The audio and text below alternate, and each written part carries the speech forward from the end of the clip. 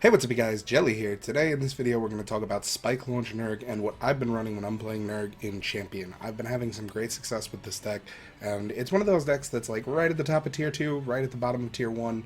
If you're going to throw it into a tier list, it's a lot of fun. It's a very mid-range control deck. It's got a lot of aggressive play to it, but it's also very much about your strategy, about how you trade, how you use your Spike Launch effectively. So let's take a look. So this deck is very standard for green-black. There's two ways to play it. You can play mono-black or green-black. Those are the two big variants. Personally, I like the green-black variety. I like having that mana battery package. So for me, I love that. I love to drop this in. Now, for the mana battery package, you're running 3 felines, 3 layers, and 3 iris. Your very standard 3, 4, and 5 of just easy mana boost. Layer's fantastic since she's got that anti-air ability to pop them off, so you're going to be able to kill off, the big flyers, the Explorer unit, and the one from purple that's 4/2. There is one other very good mana battery that does fit this deck pretty well. That would be double from black. At 5 cost, it's a bit more expensive, and it's only got MP boost 20, so it's right on par with feline for an MP boost, but it is a fantastic card still. 110 is pretty good stats, and the growth for 5 mana gets it to a 310, and you do drop that MP boost ability, but if you want to look to make your deck just a little bit more aggressive, it's not a bad idea. You can swap out your felines for them, or something like that. So now looking at our aggressive creatures, so we've got 3 Birkins, 3 Crows, 3 Wheel Gators, and Heavenly Kicks Chun. We're playing green, so obviously if you can run her, Heavenly Kicks Chun, fantastic. 2/6 combo agility, 5 mana, great. We don't really need to talk about her. We've had her for all these seasons now. She's a core card. Crow fits this deck very nicely because there is only so many flight units being played, and anti-air is very rarely being played. So you do get actually some good use out of the flight ability, and that is something that's really important in Nerg because you're trying to take off your own life. So you're really helping your opponent to win the game. So everything that you want to do, you need to get good value out of. And having the ability to get in a lot of damage with flight, your opponent will put something in the lane, but it might not kill it quickly. It has to take 2 hits. So that means Crow's going to fly in for 2 hits on that same time it takes to trade. There's Wheel Gator. Wheel Gator is fantastic at 210 for 4 mana. 10 is such a fantastic health to have. It makes it very resilient to Ryu, for example, who's really, really prominent in the meta. He's very good right now. They got some great tools in TDA. I already did a video on that deck. So it's a pretty good choice. Now you have some changes you can make to this style. You have options like Nidhogg. He's 1/6 for 3 with combo and growth. He becomes 3/8 after 10 more mana is spent on other units. He's a great beater, and he competes for those slots. Nello Angelo, sacrifice 3 mana, sacrifice 3 life, 3/5 for 3. Not bad. Pretty good stats, but, not the most useful. He is kind of right there on the ground, so he's only got 1 more attack for the same cost and losing flying compared to Crow. So if you're going to look at a unit that's cheap, that's probably your better choice. Burn Dynarex, a 2/4 for 3 that becomes 4/8 when played under 10 health.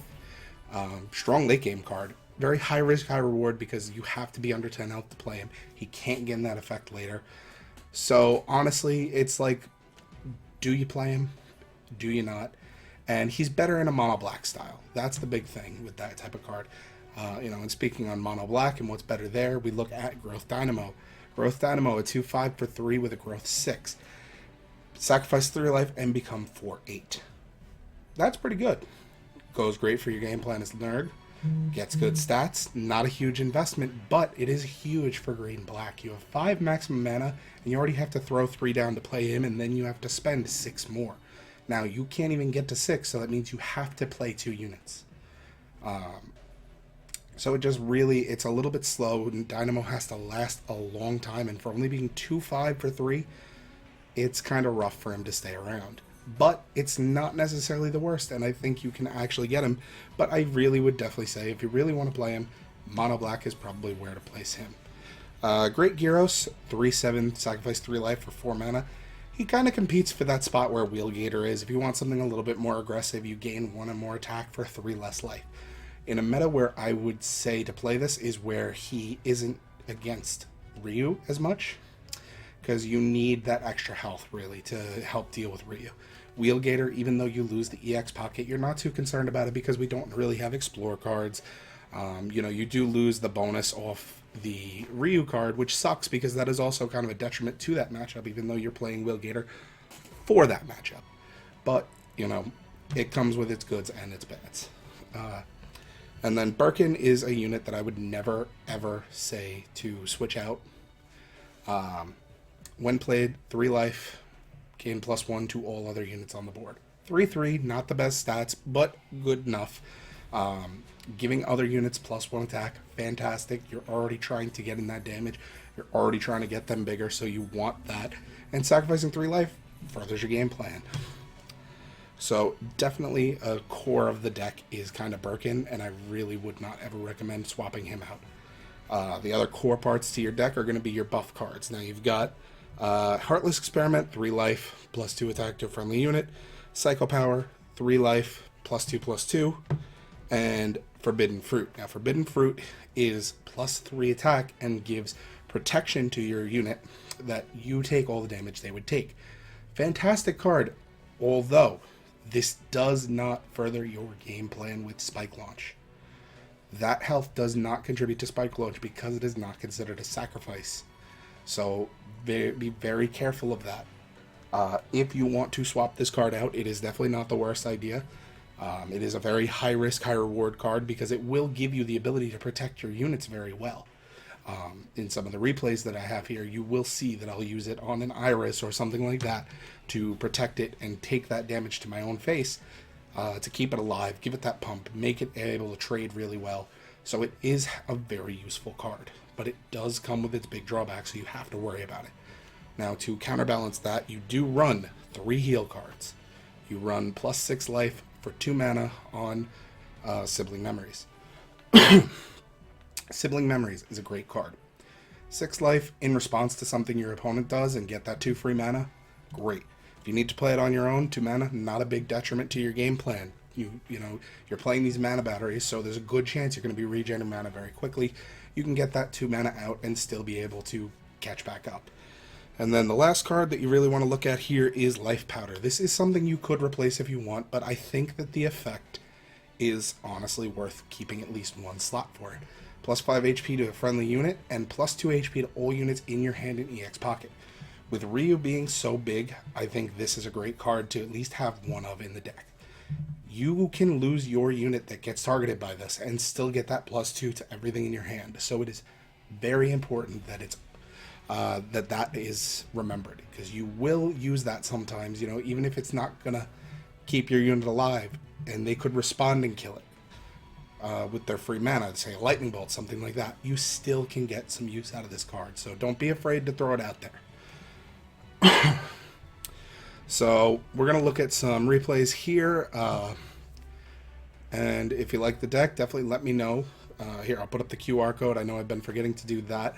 So this is the QR. If you want to scan that, the deck code should be in the description. If not, let me know. I'll make sure it gets there. But definitely test out the deck. Try it out on the ladder. Let me know what you think of it. I think it's a pretty fun deck. So if you like something a bit mid-rangey, this is probably the deck for you.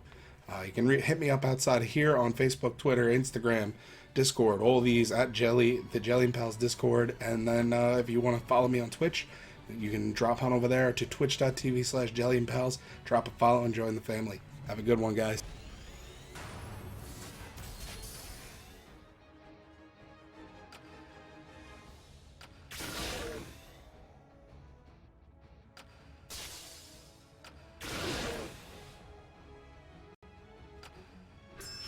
My turn now. Let's get it. Bingo.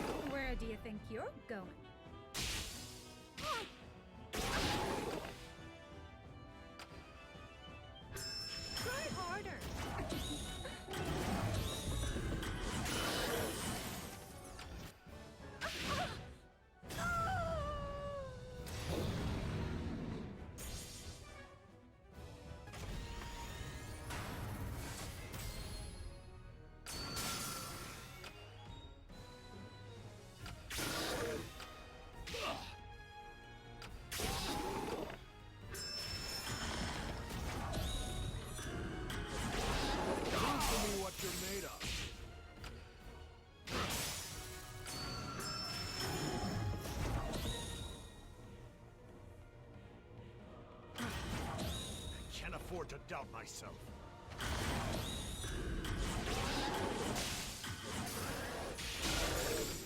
Ah!